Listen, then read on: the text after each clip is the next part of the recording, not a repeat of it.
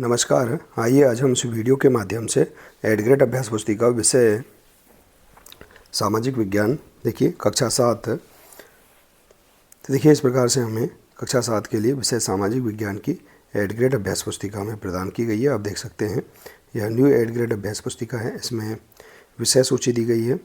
आप देख सकते हैं विषय सूची में इतिहास, इसके अंतर्गत अध्याय 1 से लेकर अध्याय 8 तक दिए गए हैं। इसी प्रकार से भूगोल, इसके अंतर्गत भी अध्याय 1 से लेकर अध्याय 7 तक दिए गए हैं। और इसके बाद है सामाजिक एवं राजनीतिक जीवन, इसके अंतर्गत भी अध्याय 1 से लेकर अध्याय 8 तक सभी अध्याय दिए गए हैं। इन सभी अध्याय का संपूर्ण हल हम इस चैनल के माध्यम से आसानी से समझेंगे। तो आइए देखते हैं इस वीडियो के माध्यम से अध्याय 7 क्षेत्रीय संस्कृतियों का निर्माण। देखिए इस अध्याय के सभी प्रश्नों के आंसर हम किस प्रकार से अपनी पाठ्यपुस्तक से पूर्ण कर सकते हैं, आइए हम इस वीडियो के माध्यम से जानेंगे। तो देखिए यदि आप इसी प्रकार से इसके आगे के अन्य सभी अध्याय का संपूर्ण हल समझना चाहते हैं तो आप हमारे इस चैनल से जुड़े रहिए और इस चैनल को सब्सक्राइब अवश्य कर लें। साथ ही बेल आइकन को प्रेस जरूर कर लें ताकि आने वाले नए वीडियो सबसे पहले आप तक पहुंचते रहेंगे। तो आइए देखते हैं अध्याय 7 क्षेत्रीय संस्कृतियों का निर्माण। देखिए पहला प्रश्न है, राजपूत सूरवीरों की कहानियों, काव्यों एवं गीतों को गाया जाता था। तो इसका राइट आंसर है चारण भाटो, 7 नंबर का राइट आंसर है।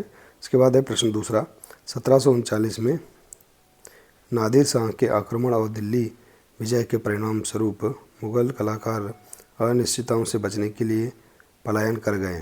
तो इसका राइट आंसर है 12 नंबर का मैदानी क्षेत्रों की ओर। इसके बाद है प्रश्न तीसरा,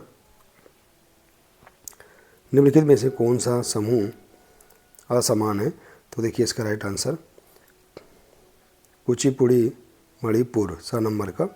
इसके बाद है प्रश्न चौथा, भगवान जगन्नाथ की काष्ठ प्रतिमा किसके द्वारा तैयार की जाती थी। तो देखिए जगन्नाथ की काष्ठ प्रतिमा स्थानीय जनजाति लोगों द्वारा बनाई जाती है। इसके बाद है प्रश्न पाँचवा, महोदयपुरम चेर राज्य कहाँ स्थित है। इसकी स्थापना किस शताब्दी में की गई थी। तो देखिए महोदयपुरम का चेर राज्य प्रायद्वीप के दक्षिणी पश्चिमी भाग में है, जो आज के केरल राज्य का एक हिस्सा है। 9वीं शताब्दी में स्थापित किया गया। इसके बाद है अगला प्रश्न, क्षेत्रीय संस्कृति से आप क्या समझते हैं या क्या आशय है।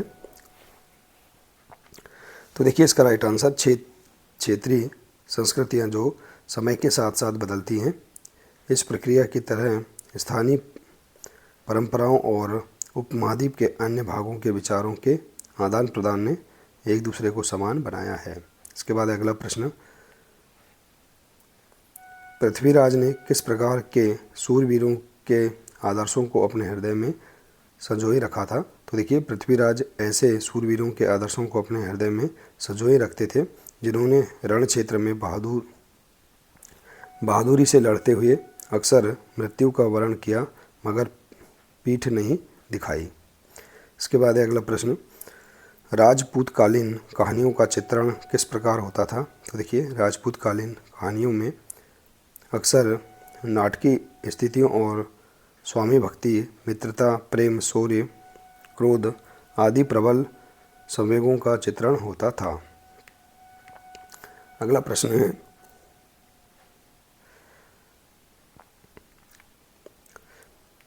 प्रश्न 9 है, कथक नृत्य किस नवाब के संरक्षण में आकर कला के रूप में उभरा तथा किन किन क्षेत्रों में स्थापित हुआ। तो देखिए अवध के अंतिम नवाब वाजिद अली शाह के संरक्षण में कथक नृत्य एक प्रमुख कला के रूप में उभरा। पंजाब, हरियाणा, जम्मू और कश्मीर, बिहार तथा मध्य प्रदेश के निकटवर्ती इलाकों में भी पक्के तौर पर संस्थापित हो गया। अगला प्रश्न, मुगल बादशाह के कुशल चित्रकार किस प्रकार के चित्रों को चित्रित करते थे। तो देखिए इसका राइट आंसर, मुगल बादशाह अकबर, जहांगीर और शाहजहां ने अत्यंत कुशल चित्रकारों को संरक्षण प्रदान किया तथा जो प्राथमिक रूप से इतिहास और काव्यों की पांडुलिपियां चित्रित करते थे। इसके बाद है प्रश्न 11, बंगाल के प्रारंभिक साहित्य की 2 श्रेणियों कौन कौन सी है, उनका वर्णन कीजिए। तो बंगाल के प्रारंभिक साहित्य की 2 श्रेणियों को 2 श्रेणियों में बांटा जा सकता है। एक श्रेणी संस्कृत की ऋणी है और दूसरी उससे स्वतंत्र है। पहली श्रेणी में संस्कृत महाकाव्यों के अनुवाद, मंगल काव्य और भक्ति साहित्य जैसे